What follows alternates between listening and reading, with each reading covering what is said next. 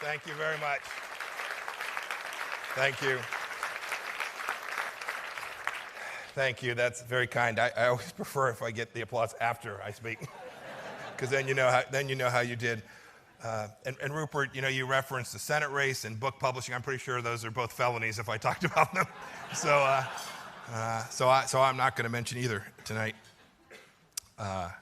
Thank you so much for those kind words, Rupert, for your generous introduction.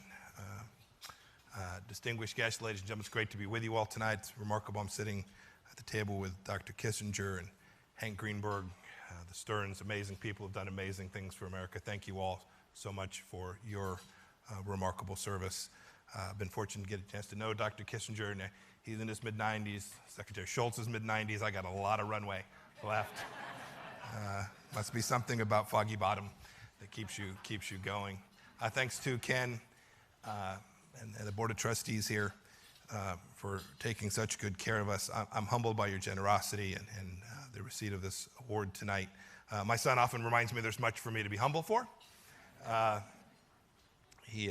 actually told him about this, and he got online, he looked up all the previous recipients, and he wondered if the Institute might lost its way. He's also famous for having sent out a note to the entire team that takes care of me when I travel, saying, when my dad got off the plane tonight, he looked like he was half dead. Would somebody put makeup on him? It was like 3 a.m. in some far-off place. I thought I'd take you back just a minute to talk about something that's very much on my mind. I remember I had hoped to be sworn in on January 20th, 2017 as America's CIA director, right a few hours after President Trump's inauguration. But Senator Wyden had a different idea about timeline. And so I was held up on that Friday. But I had asked the president to come out to CIA headquarters on Saturday morning, out to Langley. So when I showed up there that day and the president showed up there that day, I was still the congressman from the 4th District of Kansas, hoping that I could scrounge 51 votes on Monday.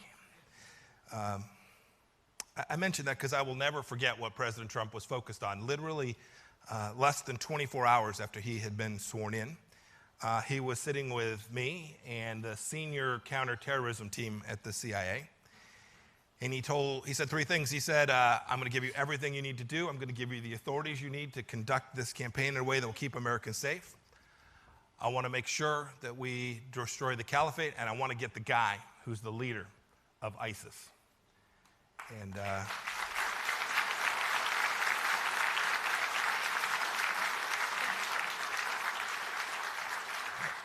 And we worked for 2.5 years. The team was fantastic. The work that was done will absolutely make an important contribution to America's national security. The president led that effort. He was committed to it. He supported everything that I did, and then my successor, Director Haspel, and then the amazing work of the Department of Defense and all the teams that brought Baghdadi to eternal justice. I hope you all know. When you get a chance to see someone who's in uniform or someone who's an intelligence officer, you wouldn't know. There's actually some of you all sitting out here tonight.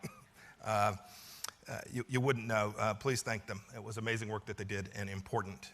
There's still much work to do. The threat from radical Islamic extremism certainly is not gone. But the work that was done to lead that shows the excellence, the uniqueness, and to the point that was mentioned earlier, the exceptionalism that we have here in the United States of America.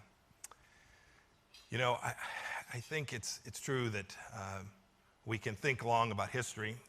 Half a century ago, your founder charged your institution to think about the future in unconventional ways.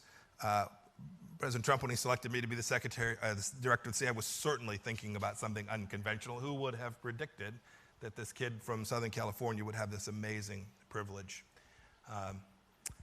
He also knew, Herman knew, that in the interest of furthering and protecting this great and noble experience that we call the United States of America, that there was no higher mission than to getting that right. And it's why I thought I'd focus in the few minutes today before I take some questions. I thought I'd focus on something that is central to what the Trump administration is working on, that is different from previous administrations. That's not political. We have just we have taken on the challenge from the People's Republic of China in a way that the time is calling for. Look, we have a long cherished tradition of friendship with the Chinese people. We continue to do so today. We have a Chinese American community here in America that we love and treasure. I've known them through business and personal ties. I've known many of them. But I must say that the communist government in China today is not the same as the people of China. They're reaching for and using methods that have created challenges for the United States and for the world. And we collectively, all of us, need to confront these challenges from the PRC head on and along each of the many facets. There are many opportunities to be sure, but it is no longer realistic to ignore the fundamental differences between our two systems and the impact that those two systems have, the differences in those systems have on American national security. This is a departure for sure, might be viewed as unconventional. It's not what you've heard from leaders for the last 2 decades plus. Frankly, we've been slow to see the risk of China, the risk that it poses to American national security, because we wanted friendship with the People's Republic from the very start, and because we, as Americans, always continue to hope for that. But frankly, in our efforts to achieve this goal, we accommodated and encouraged China's rise for decades, even when that rise was at the expense of American values, Western democracy and security, and good common sense. We downgraded our relationship with our longtime friend Taiwan on the condition that the Taiwan question would be resolved peacefully to normalize relations with Beijing. We all too often shied away from talking directly about the human rights issues there and American values when they came into conflict. And we downplayed ideological differences even after Tiananmen Square massacre and other significant human rights abuses. We encouraged China's membership in the World Trade Organization and other international organizations, premised on their commitment to adopt market reforms and abide by the rules of those organizations. And all too often, China never followed through. We hesitated and did far less than we should have when China threatened its neighbors like Vietnam and like the Philippines, and when they claimed the entire South China Sea. Frankly, we did an awful lot that accommodated China's rise in the hope that communist China would become more free, more market-driven, and ultimately, hopefully, more democratic. And we did this for a long time. There's another reason we adopted these policies. We didn't realize how China was evolving. Frankly, the American people didn't get the full story. I've talked to so many business leaders. U.S. companies that invested heavily in China were forced to comply with China's terms. This includes just about any topic that the Chinese Communist Party deemed controversial. Beijing's intransigence creates a permanent class of China lobbyists in the United States. Their primary job is to sell access to Chinese leaders and connect business partners. And frankly, whenever there was a dispute or tension in the relationship, many of our scholars blamed the United States for misrepresenting the nature of the Chinese Communist Party. Meanwhile, Beijing controlled and limited access to our diplomats, journalists, and academics when they were traveling to mainland China. They still do that today. If you saw the difference in how Chinese diplomats are treated and how American diplomats and the access they have, you too would find the absence of reciprocity deeply inconsistent with American values. And China's state-run media and government spokespeople filled the gaps, routinely maligning American intentions and policy objectives. They still do that today. They distorted how Americans view the People's Republic and how they review General Secretary Xi. These bad outcomes were all too predictable. They were predictable byproducts of dealing with a secretive regime that doesn't respect fairness, the rule of law, and reciprocity. Today, we're finally realizing the degree to which the Chinese Communist Party is truly hostile to the United States and our values, and its worst deeds and words and how they impact us. And we're able to do that because of the leadership of President Trump. The president sounded this issue, this alarm, since his very first day. I remember one speech he gave back in Pennsylvania when he called China's He called China's WTO membership the greatest job theft in history. A lot of people laughed. I don't think so many of them are laughing now that they can see the reality. It's the case that now we know China weakens America's manufacturing base by conducting massive intellectual property theft. I had a group of Fortune 500 CEOs in my office last week. The stories are staggering. Now we know, too, that China threatens American freedoms by demanding our companies self-censor to maintain access to that Chinese market. We've all seen the stories recently of the NBA. The truth is Beijing ought to be free to run its own PR campaign. They're a sovereign nation. But if we disagree, our companies ought to be permitted to have that disagreement. Silencing dissent simply is not acceptable. And now we know that China threatens America's national security by developing asymmetric weapons that threaten our strategic assets too. The list goes on. And these aren't just our problems. They're problems for all nations that share our values. When we see Beijing use coercion as a preferred tool of statecraft, it's not good for those of us who believe in democracy and sovereignty as the fundamental norms that ought to dominate world commerce and the way nations interact. These ideas, they threaten the free and open international order by making extrajudicial, territorial, and maritime claims in places like the South China Sea and the Taiwan Strait. We know, too, that Beijing entwines its neighbors and others in its state-led economic model, often closing deals with bribes, often trapping many in debilitating debt levels, threatening their own sovereignty. And now we know, too, and we can see, China's regime trampling the most basic human rights of its own citizens, the great and noble Chinese people. We've seen this in Hong Kong, where they need to live up to their promises and commitments, and we've seen it in the gross human rights violation of ethnic minorities in Xinjiang. We know, too, that the Chinese Communist Party is offering its people in the world an entirely different model of governance. It's one in which a Leninist party rules and everyone must think and act according to the will of the communist elites. That's not a future that I want. I think it's not a future that anyone in this room wants.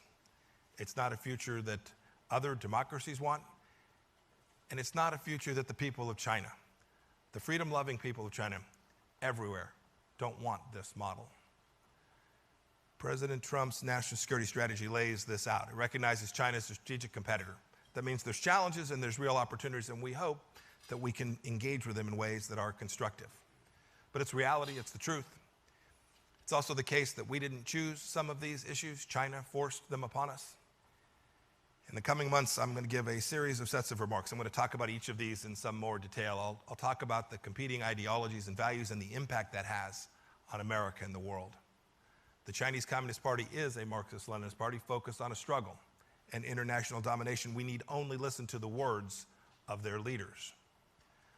I'll discuss, too, how they interfere with the things we take most for granted here in the United States.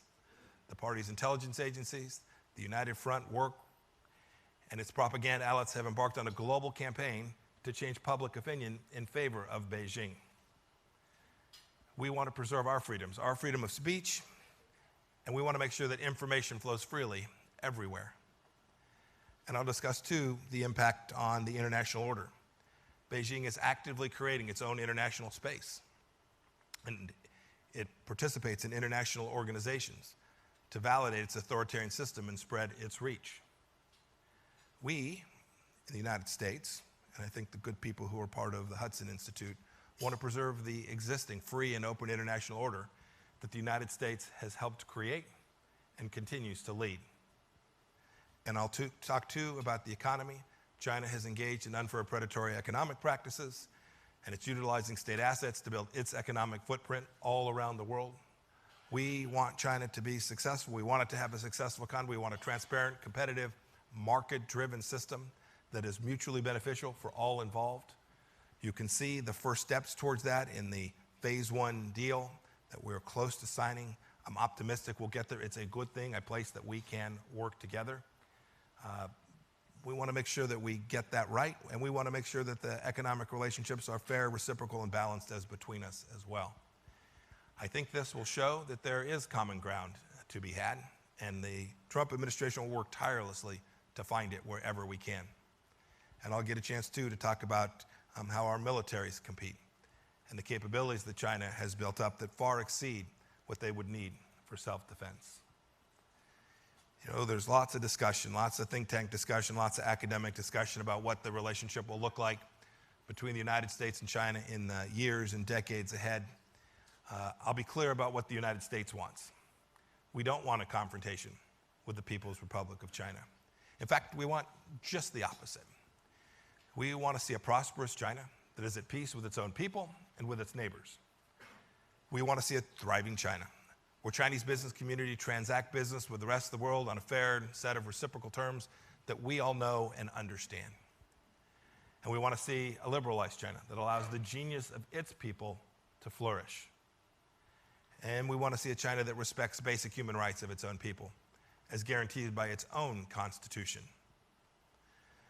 But above all, it's critical that as Americans, we engage China as it is, not as we wish it were. Herman Kahn used to remind us.